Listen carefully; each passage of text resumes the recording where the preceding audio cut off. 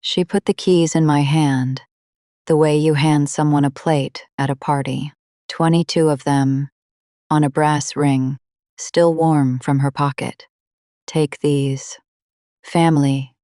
Doesn't invoice family. 9 years.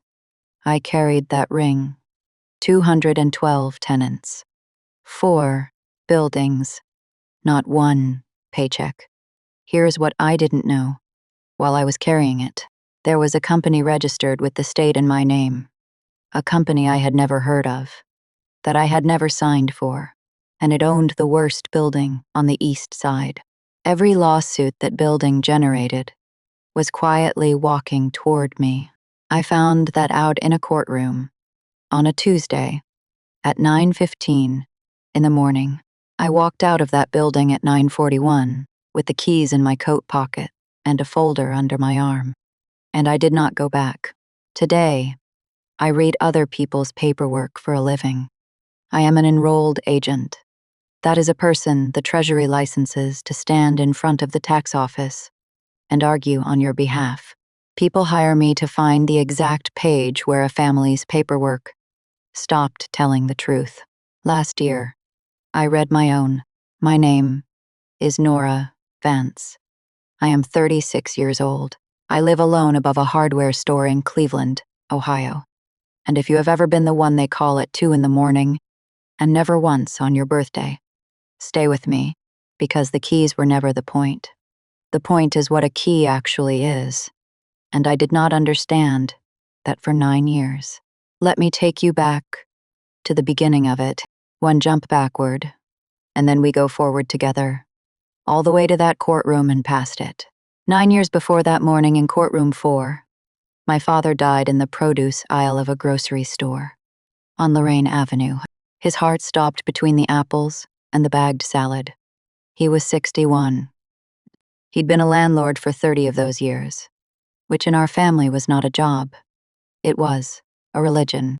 4 buildings, 41 units, back then. He collected rent in person, in cash, in an envelope with the unit number, written on the front in pencil.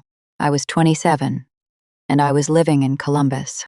I had a job I actually liked, at a title company, the kind of office that reads land records all day and makes sure that when you buy a house, the person selling it is really the person who owns it. I was a file clerk. I made $39,000 a year. Remember, that job, it comes back. The funeral was on a Saturday. On the Sunday, my mother sat me down at her kitchen table and said the sentence that reorganized the next 9 years of my life. Just come home for a few months. Nora, help me hold it together. Then you can go back. Sylvia Vance is 64 years old now. She is 5'2". She irons pillowcases.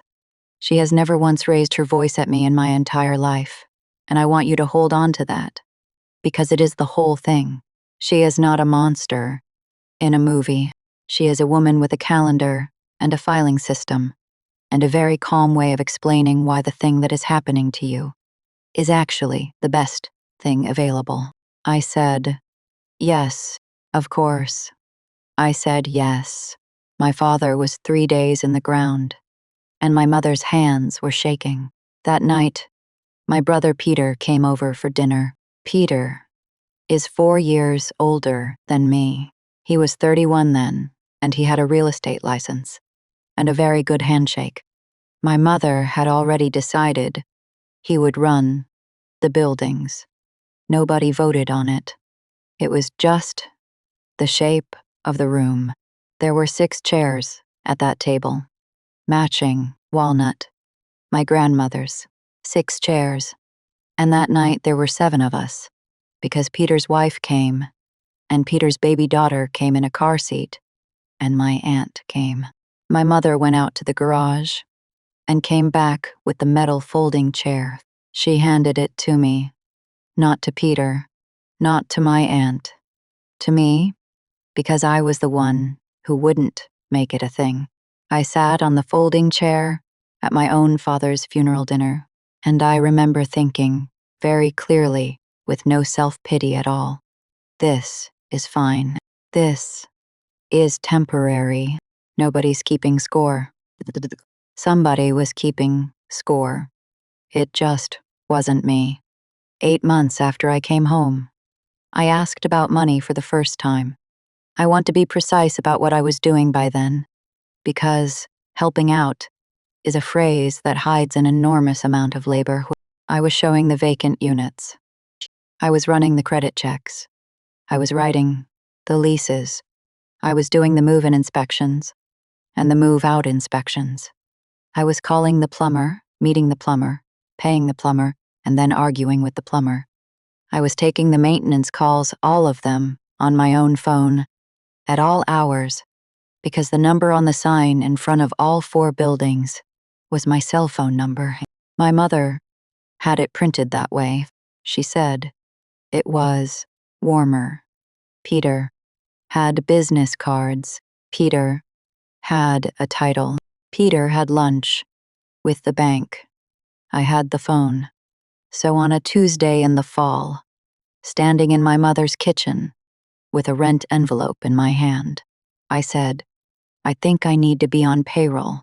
She did not get angry. I have never seen my mother angry.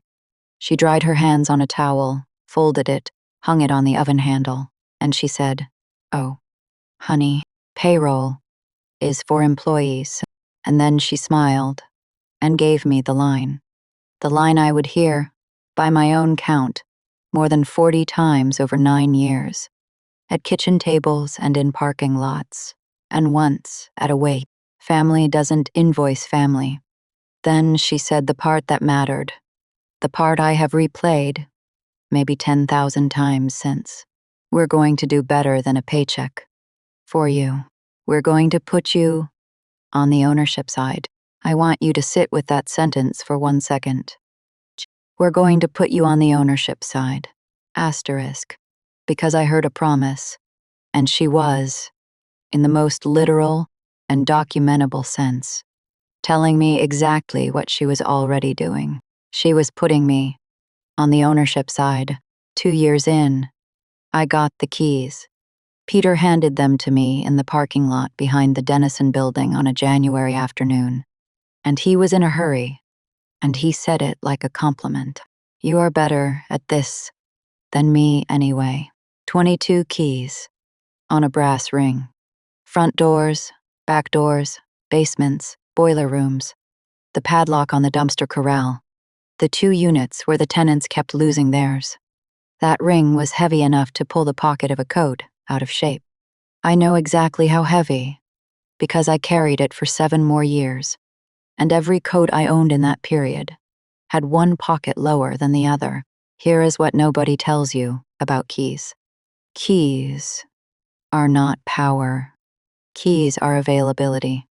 If you have ever been the person in your family who has everyone's spare key, everyone's password, everyone's emergency contact form, you already know what I mean. It looks like trust. It functions like a leash. 2 in the morning, a Sunday in February. My phone lit up on the nightstand and vibrated across the wood. Unit 6, the Dennison building. A tenant locked out in the cold with a toddler on her hip because the deadbolt had failed. I drove over. My key didn't work either. The cylinder itself was dead, so I sat on the stairs with that woman and her kid and I called a 24-hour locksmith at 2:40 in the morning. And 40 minutes later, a woman got out of a van with a drill and a coffee and a headlamp pushed up in her gray hair. That was Roz. Roz is 61. She has run a locksmith business out of a van for 22 years. And she has, I would guess, seen more of Cleveland at 4 in the morning than any person alive. She drilled the cylinder, rekeyed it, handed me 2 new keys, and looked at the ring in my hand. That fat brass ring. And she said, "That yours?" I said, "It is my family's." She looked at me for a second, longer than the conversation required. Then she wrote up the invoice and she charged me the after-hours rate, and I paid it out of the maintenance account. And that was that. Roz became the person I called, not just for locks. She became the person I talked to in parking lots at 3 in the morning, engine running, both of us too tired to go home yet. She never once told me what to do. That is the whole reason I could tell her anything. 6 years before that morning, I asked one more time. Not for a paycheck, for a title. There was a woman at the bank who kept addressing her letters to the property manager. And I thought, that is me. That is literally the job. I should have the words. So I asked Peter to put me on the company as property manager. On paper. Something I could put on a resume. If this ever ended, he said he'd talk to Mom. 3 weeks later, at Christmas, he handed me an envelope in front of everyone. Inside was a gift card to a home improvement store. $500, he said, for all the running around you do. And everybody at that table said, how thoughtful. And I said, thank you. And I used it, that February, to buy a sump pump for the basement of the Dennison building. At 11 at night, in the rain. That is the sentence I want you to keep. They gave me a gift, and I spent it on their building, and not one person in that room, including me, found that strange. Stay with me, because I am about to give you the date this story actually turns on. And it is not the courtroom. It is 4 years before it. 4 years before that morning in courtroom 4, on the 3rd of October, my grandmother died in a hospital in Erie, Pennsylvania. Erie is 190 miles from Cleveland. I drove out at dawn.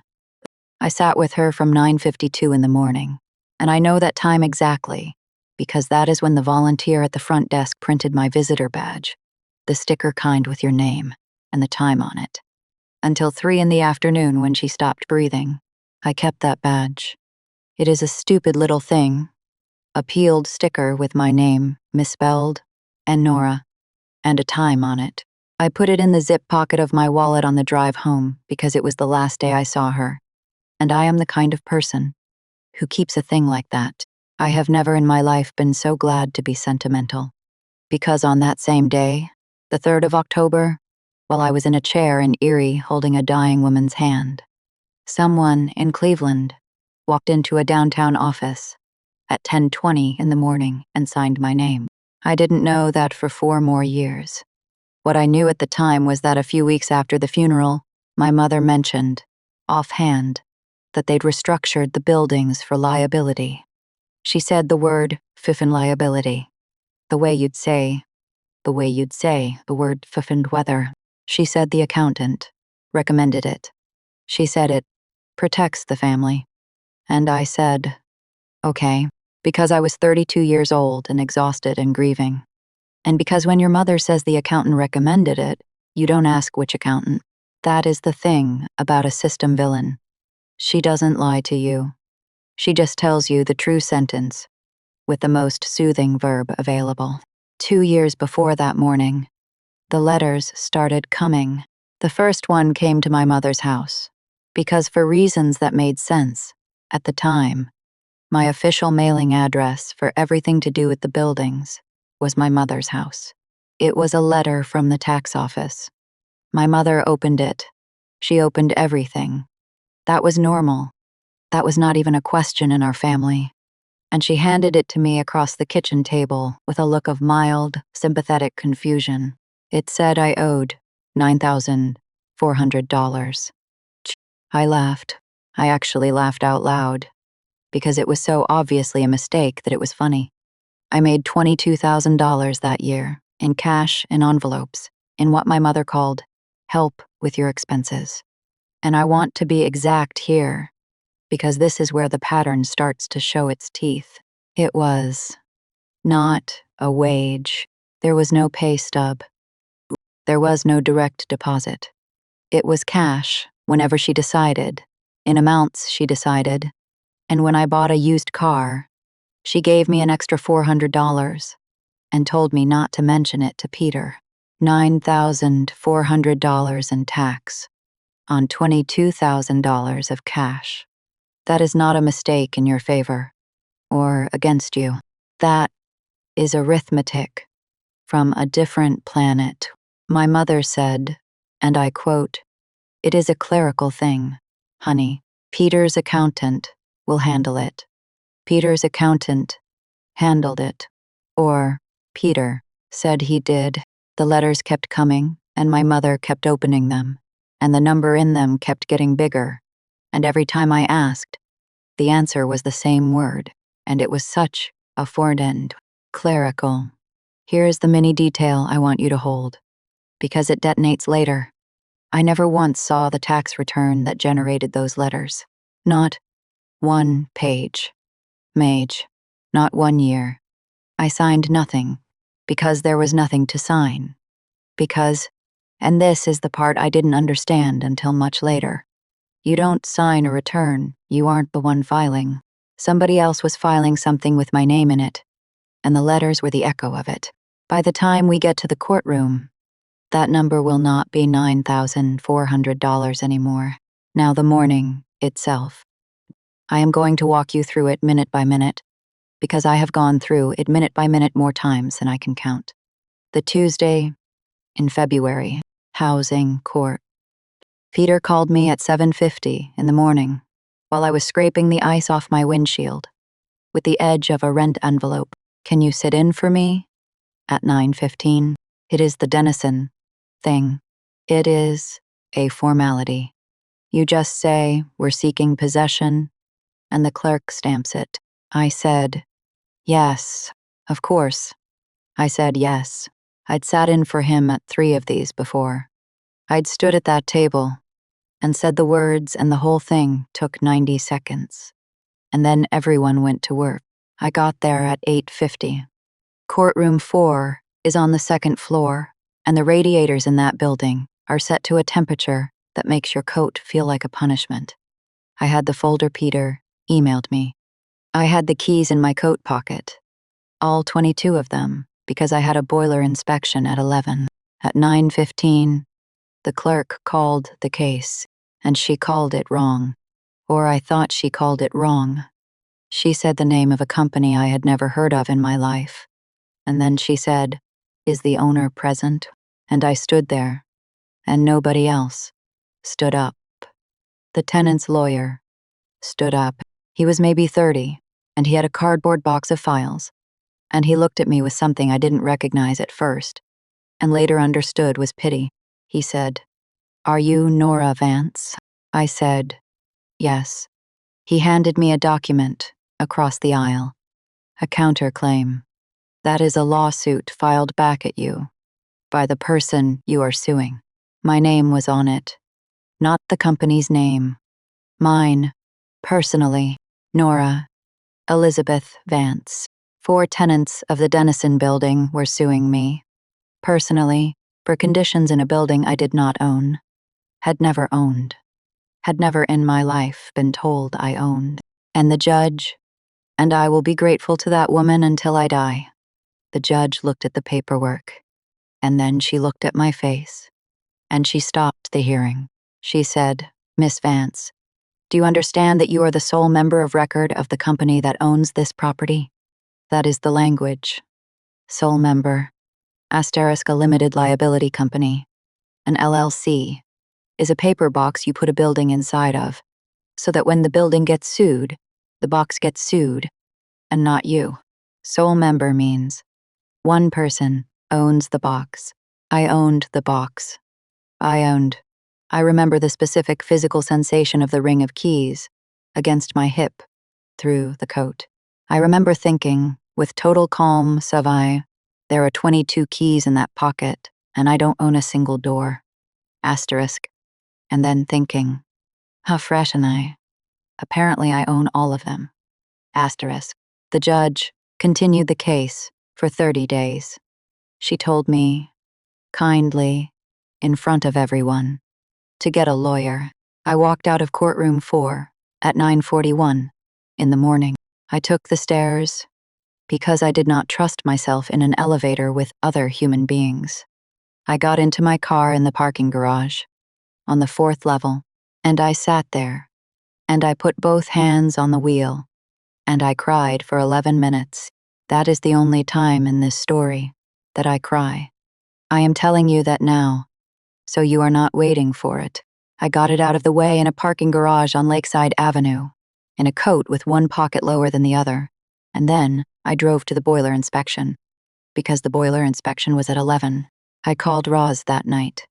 We sat in her van outside a shuttered gas station, and I told her everything, all of it, in the flat voice of somebody reading a grocery list. And she didn't interrupt once. She didn't tell me to call a lawyer. She didn't tell me my mother probably meant well. She didn't fix anything. When I finished, she was quiet for a while, and then she said the thing I will remember for the rest of my life. Nora, a key doesn't make a place yours. It just means somebody expects you to come when they call. That is it. That is the whole line. She never said anything else about it. Not once. In the years since, I drove home. I sat on the floor of my apartment, and I did the only thing I actually knew how to do, the thing I'd been trained to do in an office in Columbus for 4 years before my father died in a produce aisle. I read the paperwork. If you've ever had one skill that nobody in your family respected, and then had that exact skill turn out to be the only thing that could save you, comment keys below. I want to know. I am not the only one. Now here is where the story stops being about what they did to me and starts being about what I did next. I am going to move fast through the next 4 years because you already know I survived them. What matters is what I turned into. The month after the courtroom, I did 4 things. I got a lawyer, a tired woman in a shared office who took my case for a flat fee I paid in installments. I moved out of my apartment because it was in a building my mother owned, and I had never once thought about that until the courtroom. And then I could not stop thinking about it. I moved into the place above the hardware store. 480 square feet. My name on the lease. My own lock, which Roz installed and would not let me pay for. I got a job. Front desk at a tax preparation office, February through April, because it was tax season, and they were desperate. $15 an hour. And it was the first legal paycheck of my adult life. And I photographed it, and I gave back the keys. I did it in my mother's driveway. I didn't make a speech. I put the brass ring in her hand the exact way she'd put it in mine 9 years earlier, like handing someone a plate at a party. And I said one sentence, somebody else is going to have to come when they call. She said, Nora, you are being dramatic. Come inside. It is cold. That was it. That was her entire response to the end of a 9-year employment relationship. Then came the years I am going to compress, because they were not dramatic. They were just long. I kept the tax office job past April. Then, past the next April. The woman who owned it, I'll call her what everyone called her, the boss, figured out in about 6 weeks that I could read a document faster than she could, and she started handing me the messy ones. The audits. The people who came in crying with a shoebox. Here is a detail I didn't notice for a month. The seasonal desk they gave me, that first February, was a folding table, and the seat they gave me was a folding chair, the metal kind, out of a closet. Exactly the kind my mother kept in the garage. I sat on a folding chair for $8 less an hour than I'd ever been worth, and it was the happiest I had been in 9 years. And it took me a long time to understand why. It was because somebody was paying me to sit in it. That is all. That is the entire difference between a chair you are given and a chair you are owed. If you have ever been grateful for a job that was worse than the one your family gave you for free, you already understand this story better than I did at the time. She is the one who told me about the enrolled agent exam. That is the license, the one that lets a person who is not a lawyer and not a certified public accountant stand in front of the tax office and represent somebody else. 3 parts. You take them one at a time. I studied at the counter of a laundromat. I studied in Roz's van, between calls. I failed the second part the first time by 4 points, and I sat in my car in the parking lot of the testing center, and I did not cry, because I had used my cry, and I registered to retake it before I put the car in gear. 14 months after that morning, in courtroom 4, I passed all 3 parts. 29 months after it, I stopped working the front desk and started taking my own clients. 38 months after it, I opened a one-room practice in the back half of an insurance office on Detroit Avenue, with my name on the glass, and a desk, and a chair. I want to tell you about the chair. I bought it used from an office liquidator for $60. It is an ugly, heavy, ergonomic thing with a lever on the side, and when the man wheeled it out to my car, he said, "You want me to fold it down for you?" And it doesn't fold. That is the point of it. It doesn't fold. 9 years. I sat on a chair somebody brought in from a garage. Now, I sit in a chair that stays in the room. And in all that time, 38 months, I did not do a single thing about my family. No calls. No letters. No lawsuit. Nothing. Because I wasn't ready. And because the thing I was building couldn't be rushed. 4 years, and 1 month after that morning in courtroom 4, I sat down at my own desk, on a Saturday, with the door locked and the lights off in the front office. And I opened the folder. It wasn't a dramatic folder. It was a plain expandable file, held shut with a rubber band. And it had taken me 3 years to assemble, because every piece of it had to be requested, in writing, from the institution that held it, by me as the person whose name was on it. That is the only reason I had any of it, not because I broke into anything, because the name on all of it was mine. That is the joke. Really, they put my name on everything, so that I would carry the weight, which means, legally, I was allowed to ask for all of it. 3 documents. I am going to give you them, one at a time. The first one, call it the second company. The Articles of Organization for Vance Holdings, 2, Limited Liability Company. That is the form you file with the state to create the paper box I told you about, filed with the Ohio Secretary of State. It creates the company. It names the owner, and it takes a signature. The signature on it is mine. The handwriting is not. It is close.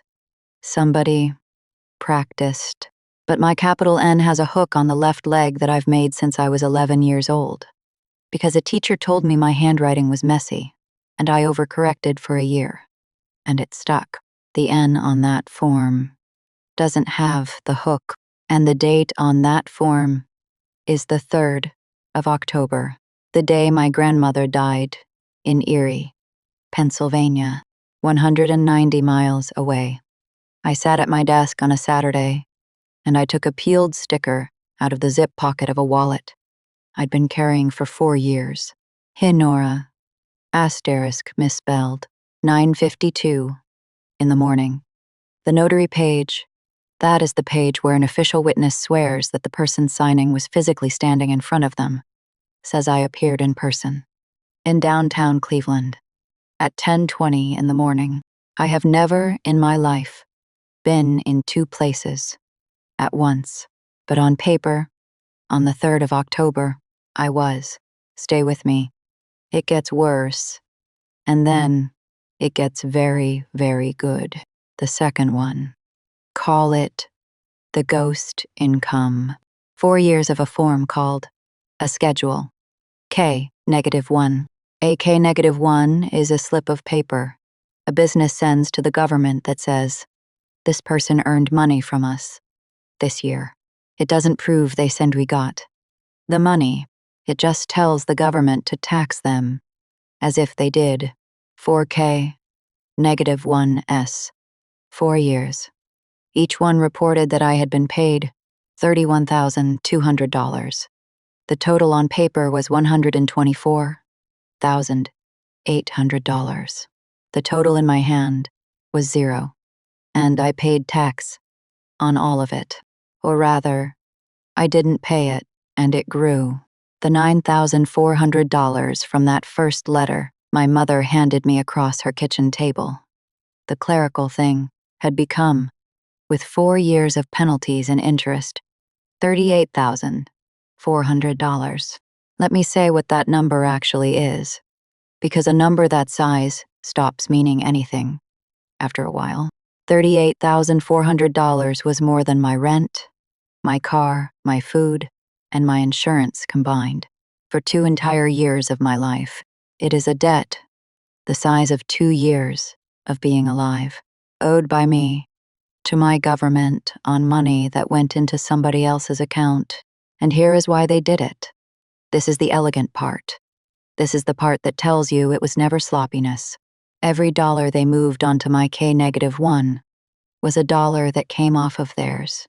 My name wasn't just a shield for the bad building. My name was a drain. They ran the profits of the business through a person who had no lawyer, no accountant, and no idea. The third one, call it the signature page, a commercial line of credit from a bank on Superior Avenue, $240,000, drawn against the buildings. Page 11 is the personal guarantee. A personal guarantee is a promise that if the company can't pay, they can come after a human being. That human being's car, that human being's wages, that human being's bed. Page 11 has my name on it. And 1 page further, the same document, page 12, the notary journal, is the second time I appeared in downtown Cleveland on a day I can prove I was somewhere else. Not the same day. A different one. A Thursday in June, when I was at a plumbing supply counter in Parma buying a water heater for one of their buildings and paying for it with a card at 11:18 in the morning, which the bank statement records forever. 3 documents. 1 forged company. 4 years of ghost income. 1 signature page. And that, right there, is the whole trap. Because if I had walked into any office in that city and said my family stole from me, I would have sounded like every other person with a sad story. Nobody investigates a feeling, but that is not what I had.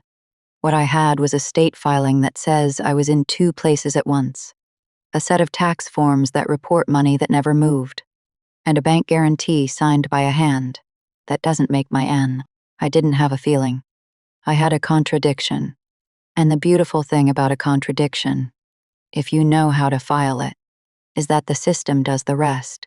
Here is what I want to be very clear about, because if I skip it, this story stops being true. I did not do anything clever.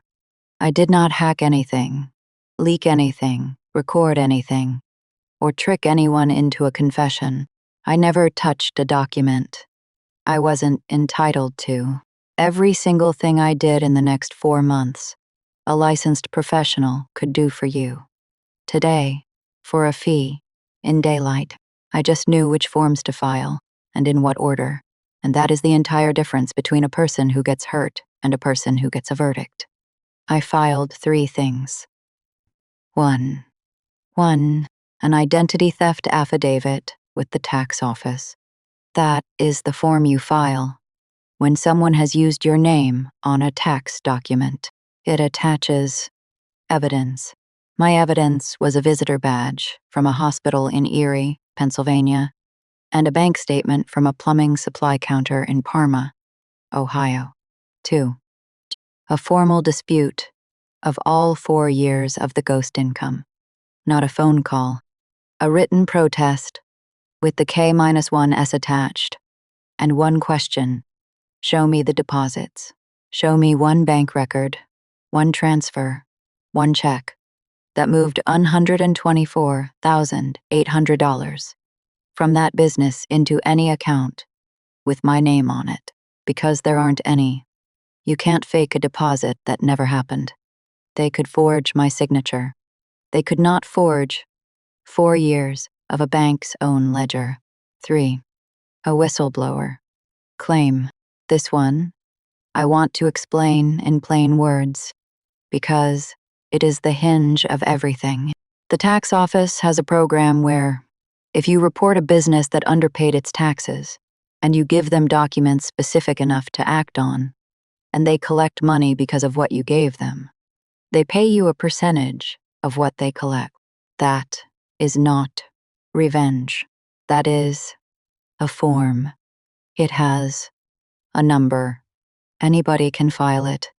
I filed it on a Tuesday in June from a one-room office on Detroit Avenue, in a chair that doesn't fold. Then, I did the hardest thing in this entire story. I waited 14 months, and I told nobody, and I did not call my mother once. Peter found out first, and he found out the way a man like Peter always finds out. From the bank. 14 weeks after I filed, the bank on Superior Avenue sent the business a letter saying the line of credit was under review, because a guarantor on the loan had submitted a formal claim that her signature was not her own. That is not the bank being kind to me. That is the bank protecting the bank. A guarantee signed by the wrong hand isn't a guarantee. It is a piece of paper. They froze the line. $240,000 of available credit. Gone in a business day. And it was October. And the boilers in 2 of those buildings were 40 years old.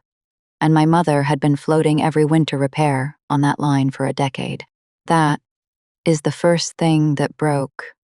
And I want you to notice what broke it. Not me.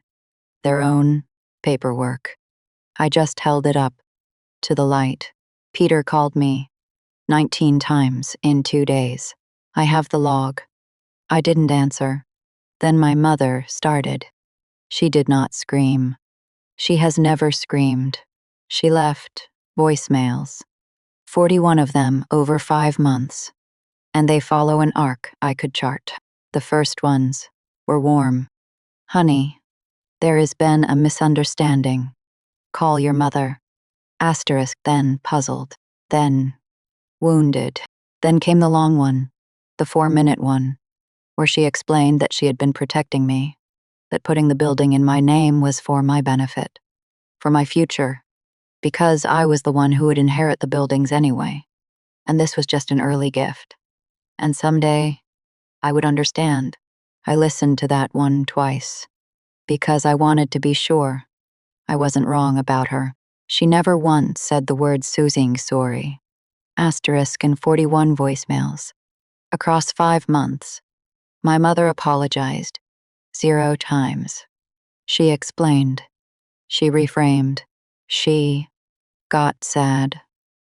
But the word Suri did something to you, and it was wrong. Have never been spoken in that house, and they never will be. Then she showed up. A Thursday in February, 4:30 in the afternoon. At my office on Detroit Avenue. She came through the front door in her good coat, past the insurance man, and she sat down across from my desk without being asked. And she looked around at that room, the one room, the filing cabinet, the ugly chair, and she said, Nora, what are you doing to this family? Not what did the family do to you? What are you doing to this family? Here is how the reckoning actually went. And I am sorry to tell you it was very quiet. I didn't yell at my mother. I didn't cry. I didn't ask her why. Asking why is for people who still want a relationship. I opened the drawer, and I took out 4 pieces of paper, and I put them on the desk facing her, one at a time, and I said 4 numbered sentences. I had written them out. I had practiced them in the car. I am going to give them to you. Exactly. Fistamastawisk. This is the state filing that created a company in my name. The date on it is the 3rd of October. This is my visitor badge from the hospital in Erie. From the same morning, I was 190 miles away, holding your mother's hand while she died. 2. Asterisk.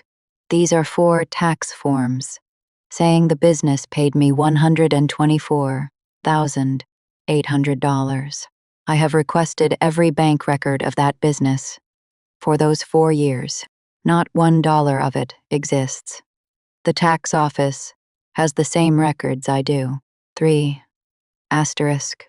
This is a bank guarantee with my name on page 11.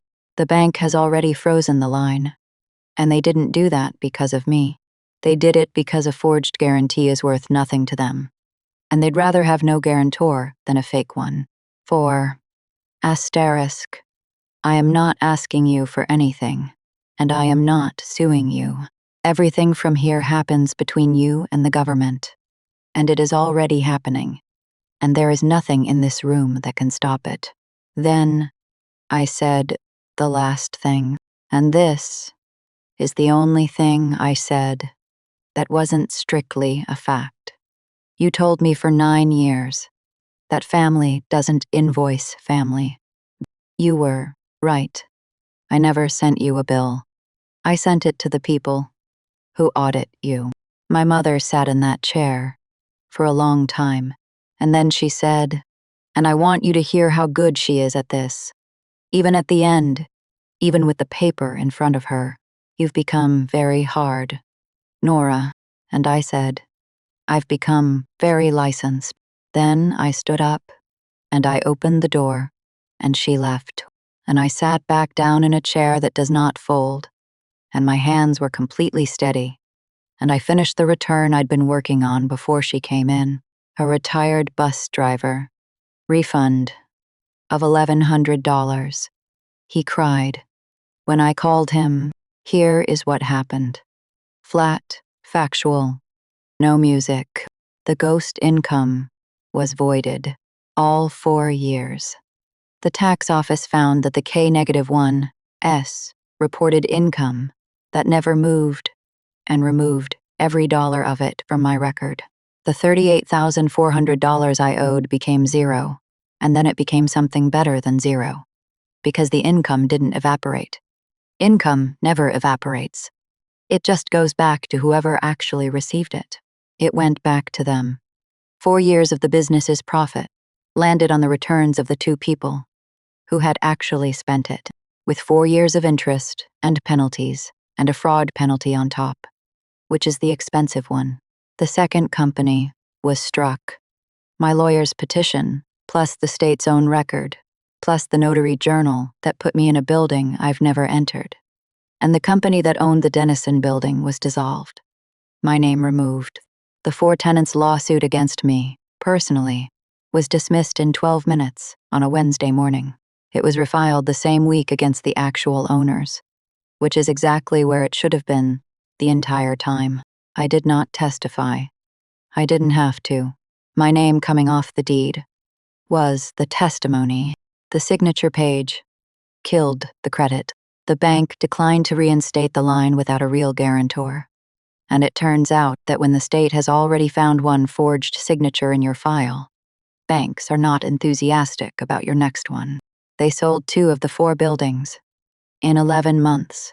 My mother's house, the house I sat on a folding chair in, was collateral on a note that got called. She lives in a 2-bedroom rental in Parma now, on a street she used to describe, out loud, as the kind of street you end up on. Peter surrendered his real estate license in lieu of a hearing. That is the polite phrase for it. It means he agreed to stop being a real estate agent, so that nobody would have to formally decide whether he was allowed to be one. He sells commercial flooring now. I know that because he told me in a voicemail, in a tone that was trying very hard to be casual. And here is the smallest one, the one that I think about most. The phone number on the sign in front of all 4 buildings was my cell phone number for 9 years. My mother had it printed that way, because she said it was warmer. After the buildings sold, the new owners put up their own signs with their own number. A management company downtown with an answering service. For 9 years, every burst pipe in that family's portfolio rang on my nightstand, 2 in the morning. Now, it goes to a call center. It always could have. That is the part that took me the longest to forgive myself for. Not that they used me, but that a solution had existed, cheaply, on the open market, the entire time. They didn't need me. They preferred me. Because a call center sends an invoice. And 14 months after I filed, an envelope came to a one-room office on Detroit Avenue, with a check in it, $61,200, my statutory share of what they collected. I want to tell you exactly what I felt when I opened it, because I think you are expecting something, and I don't want to lie to you. I felt nothing. Nothing. I sat in my chair, and I looked at it, and it was just a number, because here is the arithmetic I finally let myself do. The one I'd been refusing to do for years. I found out, from a job posting, of all things, that the business put up after I left. What they pay a property manager for 4 buildings in Cleveland, $4,100 a month. I did it for 9 years. That is 108 months. $442,800. That is not a check. That is a paid-off house in the neighborhood I grew up in. That is a college fund, a retirement, and a car. That is the entire adult decade of a person. And there is no envelope big enough for it, and no court that will ever give it back. So no, the check didn't feel like victory. It felt like a receipt. If you've ever gotten something you were owed and felt absolutely nothing, that is not ingratitude. That is just knowing what it actually cost. Comment keys below if you know exactly what I mean. I need to tell you about Junie, and then I am done. Junie is Peter's daughter. She is 11 now. She was in a car seat at that funeral dinner 9 years ago, which means she has never known a version of this family that wasn't already broken, and she had absolutely nothing to do with any of it. 3 years ago, this is before the courtroom, before all of it, there was a Sunday dinner at my mother's house. 6 matching chairs. 7 people. My mother went to the garage, and Junie, who was 8 years old, watched me unfold that metal chair, and she got up, and she dragged one of the walnut chairs from the wall over next to me, and she sat down in it, and she said, "I'll sit in the bad chair next time." Nobody at that table said anything. My mother changed the subject to a casserole. An 8-year-old was the only person in that house, in 30 years, who noticed the chair. Last spring, Junie's mother called me, not Peter, his wife, and they're separated now. And that is not my story to tell. She asked if I would take Junie for breakfast sometimes, she said. And I am quoting, "She asks about you." So now, on the first Saturday of every month, I pick up an 11-year-old, and we go to a diner on Lorraine Avenue, 4 blocks from the grocery store where my father's heart stopped. She gets the pancakes. I get coffee and eggs. She tells me about a girl at school who is a problem, and I take it seriously, because it too see a problem. She has never asked me what happened. I have never told her. She is 11. She gets to be 11. That is the whole family I have left. 1 kid, 1 diner, 1 Saturday a month. I did not get my family back. I want to be honest with you about that, because I think this genre lies to people. There was no scene where my mother wept and understood. There is no scene coming. She is 64. She lives in Parma, and she has told everyone in her church that her daughter reported her to the government, which is notably true, and which she says the way you'd report a weather event, as if it fell on her out of a clear sky. I don't get closure. I get Saturdays. 2 months ago, I moved my practice into a bigger space, and I hired one person, and I bought a second chair for the client side of the desk. And Roz came by, because Roz always comes by, and she rekeyed the front door for me and would not let me pay her. Again, she handed me the new key, just the one, and I stood there in an empty office holding a single key on my palm, and I thought about a brass ring with 22 keys on it, heavy enough to pull a coat out of shape. 22 keys, and every one of them opened a door I had to walk through at 2 a.m. for somebody else. They gave me all those keys and told me it was trust. It was never trust. Roz had it right in a van outside a gas station on the worst night of my life. A key doesn't make a place yours.